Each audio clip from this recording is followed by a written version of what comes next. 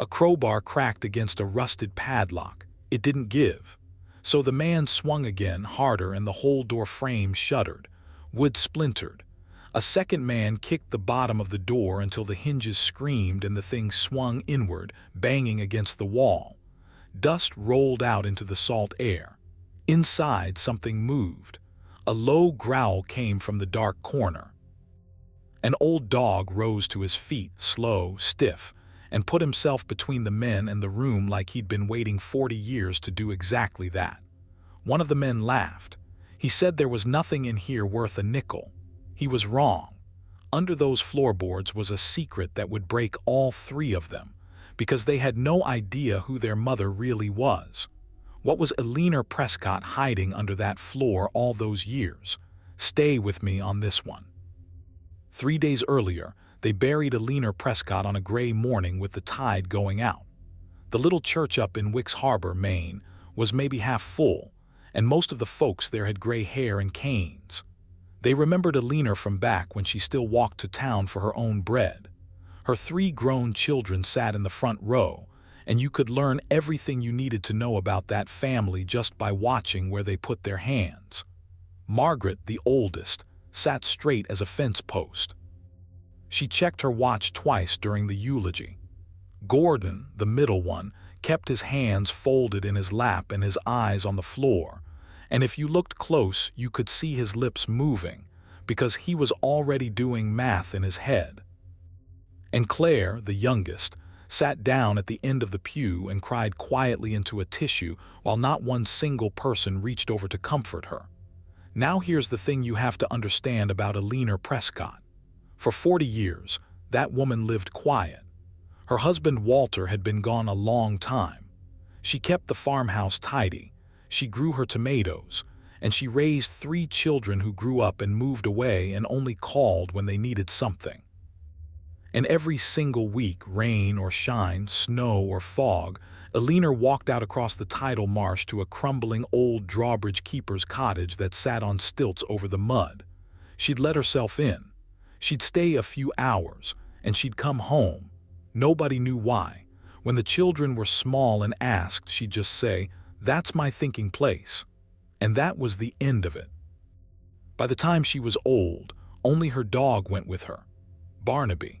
A big chocolate Labrador, gone gray around the muzzle, slow in the hips, but he never once let her make that walk alone. He'd wade through the marsh grass right at her heel, and while she sat in that cottage, he'd lie down flat on the floorboards in the far corner and rest his chin on the wood and stay there until she was ready to leave. So Elena died, and 2 days after the funeral, the 3 of them met at the lawyer's office in town to settle the estate. That's where the vultures came out. Margaret took the bank accounts. Said, and I'm not exaggerating, she said it in that exact voice, "As the eldest, I should manage the liquid assets." Gordon took the farmhouse, the good one, up on the ridge with the view of the harbor because he said he had a family to think about and Margaret had that condo in Boston already. They argued for about 10 minutes over their mother's jewelry, and then they split it right down the middle at the lawyer's table, a ring here, a brooch there, like they were dealing cards. Claire didn't say much. Claire never did. When the lawyer asked her what she wanted, she said she'd take whatever was left. Margaret actually laughed at that. "Careful," she said, "or you'll end up with the swamp house." And that's when the lawyer, an older gentleman named Mr. Ackerley, who had known Elena for 30 years, cleared his throat and said there was one more property. The Drawbridge keeper's cottage on the marsh, titled to Elena, free and clear. Gordon actually snorted. He said, "That leaking shack, it's not worth the gas to drive out there." He'd seen it once as a boy, rotting stilts, a tin roof, sitting in the mud where nobody would ever build anything. He said the town would probably charge them just to haul it away. Margaret waved her hand. "Let it fall in the water, who cares?" Nobody wanted it. So it just sat there in the papers, unclaimed, this one little worthless thing their mother had loved more than anything else in the world, and none of them ever once asked why. Oh, and the dog. There was the dog, Mr. Ackerley mentioned that Barnaby was still out there. that a neighbor had been leaving food but the animal wouldn't come away from the property. Margaret said she was allergic. Gordon said his wife didn't do dogs. And Claire opened her mouth to say something and then closed it, because in that family, saying you'd take the burden nobody else wanted was just admitting you were the one who always got stuck. They signed the papers. They shook Mr. Ackerley's hand. And they walked out into the parking lot to go carve up the rest of a woman's whole life. But here's what none of them knew. Everything they just fought over, the money, the house, the jewelry, all of it, added up to a comfortable little sum and not one thing more. The only object Eleanor Prescott owned that could break your heart clean in two was sitting out on the marsh under 6 inches of pine floorboard, and a 14-year-old dog was lying on top of it, guarding it, waiting for someone in that family to finally be worth telling. The question was whether anybody ever would. The trouble started when Gordon got a phone call. It was about a week after the funeral. A man from the county wanted to know who was responsible for the structure out on the tidal marsh, because it was listed as a navigational hazard, and either somebody was going to fix the old bridge mechanism, or the county was going to fine the estate for every month it sat there rotting. Suddenly, the worthless shack wasn't so free. So Gordon called Margaret, and Margaret called a man she knew who did demolition, and the plan became simple. Go out there, clear anything that might be worth selling, and knock the whole thing down before the county came looking for money. Clean and quick. They'd do it on a Saturday. That's the morning the men broke down the door. Gordon brought the demolition man and a young helper with a crowbar. Margaret drove out separately in her nice car and parked as far from the mud as she could. And Claire, well, Claire came because she'd lain awake 3 nights in a row thinking about that dog out there in the cold, and she decided that whatever else happened, she was not leaving Barnaby behind. They found the cottage exactly the way Gordon remembered. Weathered gray boards, a sagging porch over the water, the old counterweight for the drawbridge hanging rusted and still, and a padlock on the door that Eleanor had put there herself. You already know how the door came down. The crowbar, the kick, the scream of the hinges, and you know about the growl. Barnaby was in there. He'd been in there for days. The neighbor's food sat untouched by the step because that dog would not leave the room, and when those 2 men came through the door, he hauled himself up onto stiff old legs and stood right in the middle of the floor, hackles up, and let out a growl that stopped both of them cold. The demolition man swore and stepped back. "Somebody get the animal," he said. Claire pushed past them. She got down on her knees in the doorway and she said his name soft, "Barnaby. Hey, old man, it's me." And that dog knew her. His tail gave one slow wag, but he would not move from that spot in the floor. He'd come halfway to her, lick her hand, and then go right back and stand over the same 3 boards like his life depended on it. They ignored him and got to work. Gordon and Margaret went through that cottage like a pair of raccoons, and you know what they found? Nothing. A wood stove. A cot with a wool blanket, a wooden chair by the window facing the water, a shelf with a few paperback books swollen fat with damp, a tin cup, an oil lamp. That was it. 40 years of weekly visits, and the room held less than a fishing camp. Margaret picked up the tin cup, turned it over, dropped it. "I told you," she said. "There's nothing here." She was an old woman who liked to sit and stare at the water.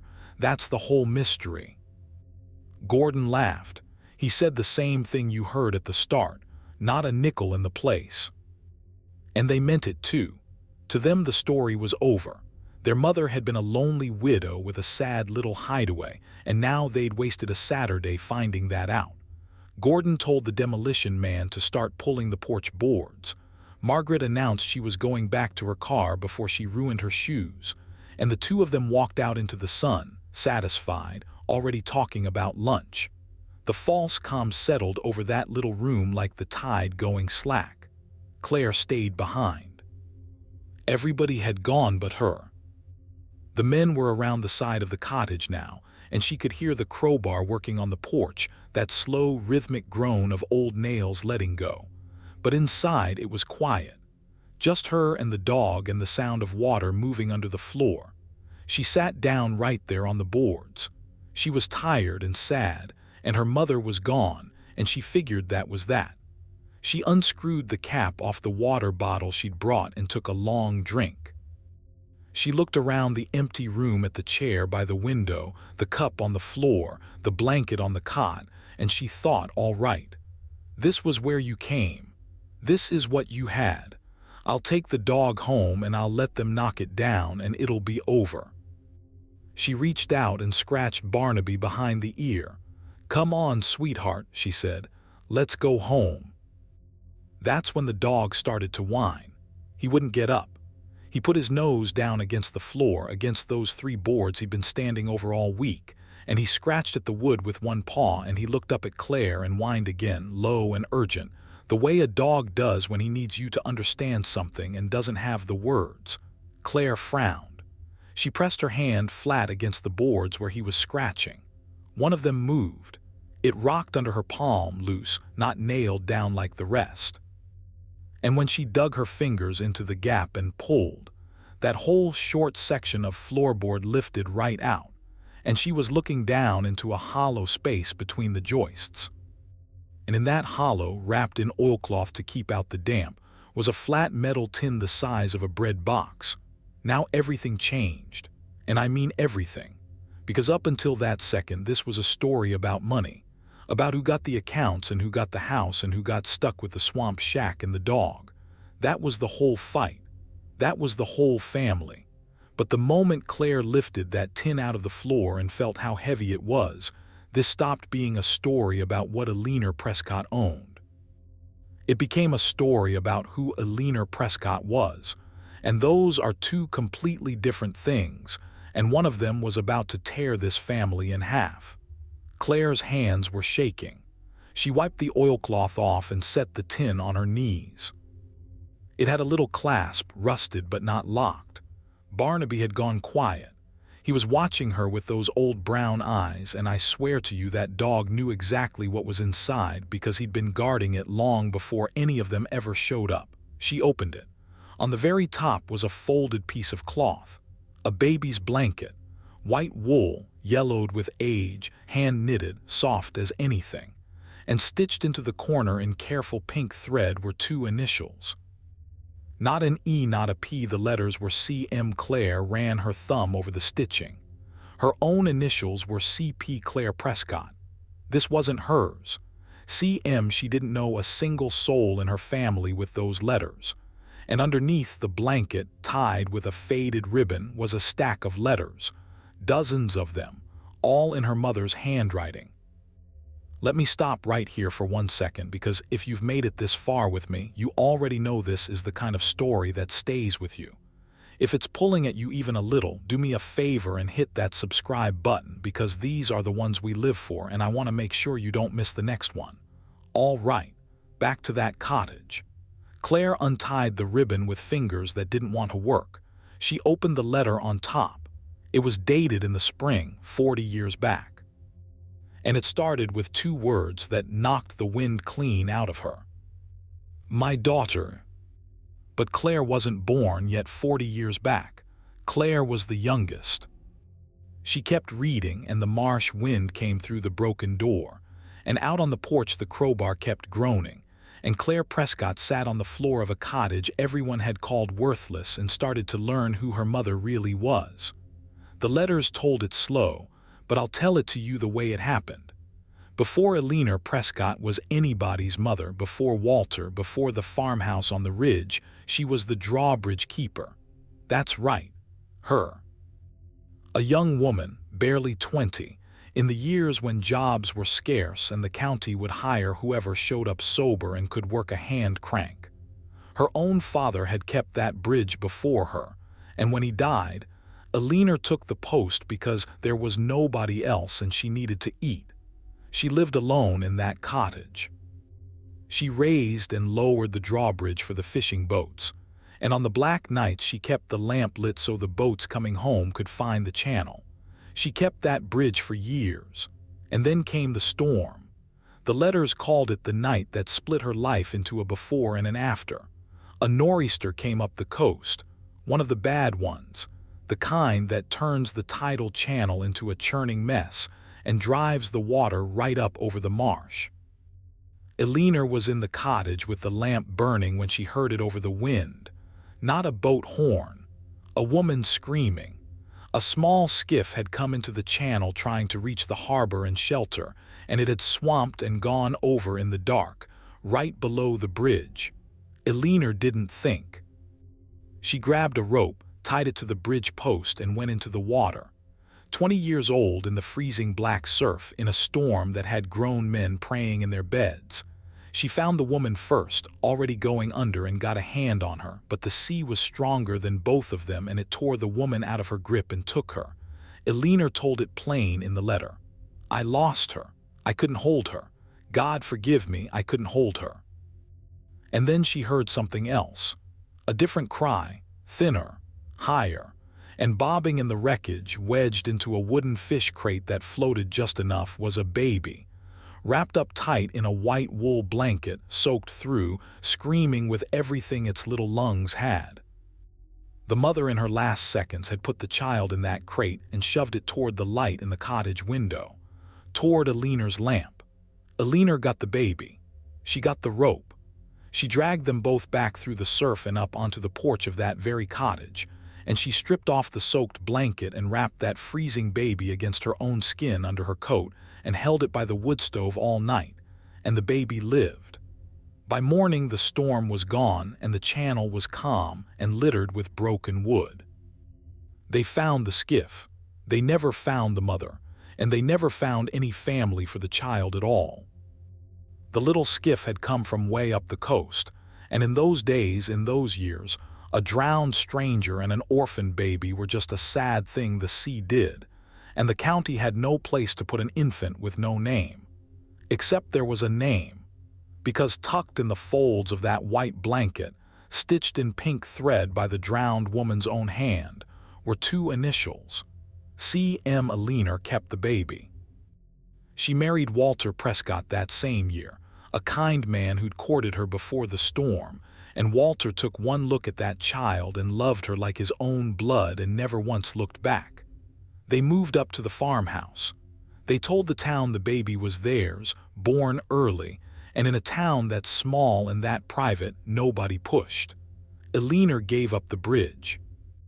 And they raised that little girl as their first and oldest daughter. You've already guessed it, haven't you? It wasn't Claire.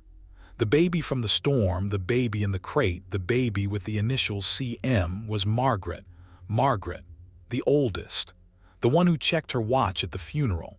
The one who took the bank accounts and laughed about the swamp house and said, "Who cares? Let it fall in the water." That cold, straight-backed woman had come into this family wrapped in a wet wool blanket, pushed toward a lamp by a drowning stranger who spent her last breath saving her. And she never knew, not one day of her life. Claire sat on that floor and cried so hard she couldn't see the words anymore, because it explained everything, didn't it? It explained why their mother kept coming back to this cottage every single week for 40 years. This was where it happened. This was where she'd lost one woman to the sea and pulled another woman's child out of it. This was the spot.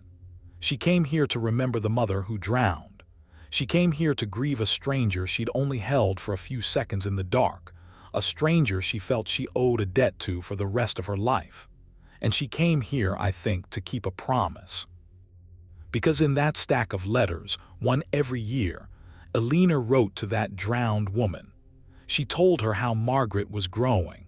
She told her when Margaret took her first steps and lost her first tooth and got married and had children of her own. 40 years of letters to a dead woman telling her that her baby was safe, that her baby was loved, that somebody had kept the light on. Claire heard footsteps on the porch. Gordon leaned in through the broken doorway, annoyed, saying, "Come on, they had the demolition man on the clock, what was taking so long?" And then he saw his sister's face and the tin and the little pile of letters. and Margaret came up behind him because she'd gotten cold in the car and she saw it too. Claire stood up. She was still crying, and she held out the white wool blanket with the pink initials, and she looked at her older sister, and in a voice that shook she said, "Margaret, sit down. There's something you have to know about who you are." And she read them the letters, right there, standing in the ruin of a house they'd come to knock down. I want you to picture it because I'll never forget it, and I wasn't even there. The demolition man had stopped working. He stood outside with his hat in his hands. Gordon slid down the wall and sat on the floor. And Margaret, straight-backed, watch-checking Margaret, listened to her little sister read the story of a storm and a lamp and a woman in the water. And slowly, slowly, that fence-post spine of hers came apart. She got to the part about the crate, the blanket, the initials. And Margaret put her hand over her own mouth, and she made a sound I don't have a word for. And she reached out and took that little wool blanket off her sister and pressed it to her face. The same blanket her real mother had wrapped her in and stitched by hand before she died to save her. "She never told me," Margaret said, over and over. "All these years she never told me. Why didn't she tell me?" And Claire, who had read all the letters, knew the answer, because Eleanor had written it down. She read the last line of the final letter out loud. Eleanor had written it just a few months before she died, in a shaky old hand. "I never told her because I never wanted her to feel like a rescued thing. I wanted her to feel like a daughter. There is no difference between the two. I have loved her exactly the same as the ones I bore. If she is reading this, it means I am gone, and it means somebody finally opened this floor. I hope it is one of my children. I hope they understand now why I kept this little house. It was never worth any money. It was worth everything else." Nobody moved for a long time. Margaret was on her knees on the floor of the cottage she told them to let fall in the water. Gordon had his face in his hands. And that old dog, Barnaby, got up from his corner at last, walked over stiff and slow, and lay down against Margaret's side and put his gray chin on her knee, like he'd finished the job he'd stayed alive to do. They didn't knock the cottage down. Gordon paid the demolition man for his time and sent him home. And the three of them stayed out on that marsh until the tide came all the way back in, and then went all the way out again, because none of them could bring themselves to leave. The next week, Margaret drove up from Boston and she went to see Mr. Ackerley, the old lawyer, and she asked him if he'd known. And he had. Of course he had. Eleanor had told him years back, the day she wrote her will, and he'd kept her secret the way he'd promised to. He told Margaret her mother had left instructions. The cottage was to go to whichever of the three children cared enough to go inside it, not the one who claimed it for money. The one who opened the door and stayed. That was Claire. But Claire wouldn't take it alone. She said the cottage belonged to all three of them, and it wasn't a thing you owned anyway. It was a place you were responsible for. So they kept it together, the way their mother had wanted, and they fixed it. Gordon, who was handy, replaced the rotten stilts and the porch boards, the very ones he'd come to tear out.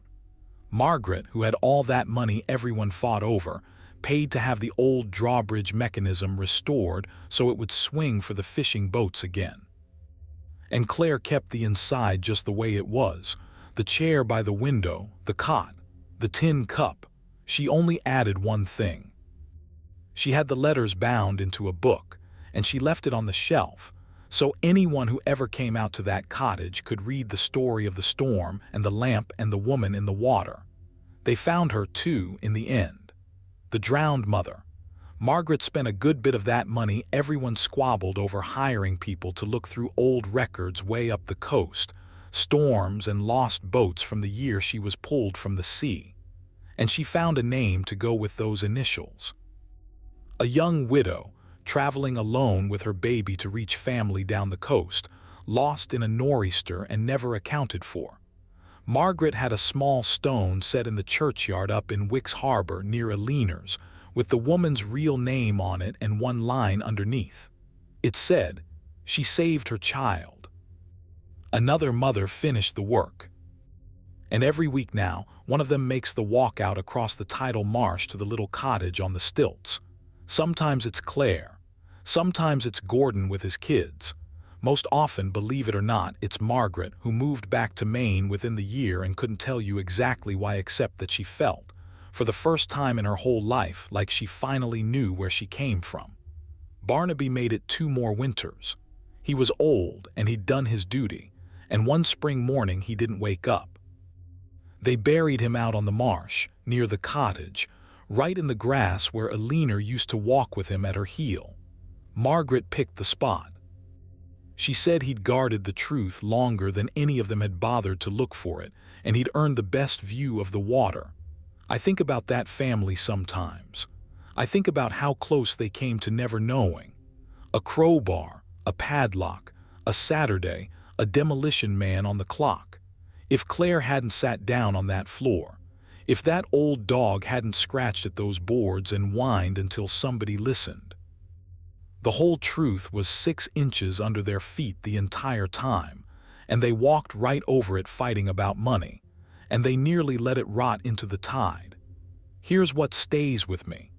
They spent that first week after the funeral fighting over accounts and jewelry and a house on the ridge, and every one of those things, all of it, is already spent or sold or forgotten. But the one thing nobody wanted, the leaking little shack in the mud that wasn't worth a nickel, turned out to be the only thing their mother ever really left them, because it held the truth. It held the reason. It held a woman who went into a black sea at 20 years old and came out holding somebody else's child and spent the next 40 years loving that child so completely that the child never once suspected she'd been anything but wanted. That's what was under the floor, not money. A mother, the real kind. The kind that pulls you out of the water and never tells you, because she never wanted you to spend a single day feeling like you had to earn your place at her table. The door they broke down that morning still stands out on the marsh. They never did put a new lock on it. Margaret said her mother kept it locked for 40 years to protect the secret, and now that the secret was out, the door should stay open for anyone who needed to hear it. So it stays open. The tide comes in and goes out under the boards. The lamp in the window still gets lit on foggy nights, out of respect, so the boats coming home can find the channel.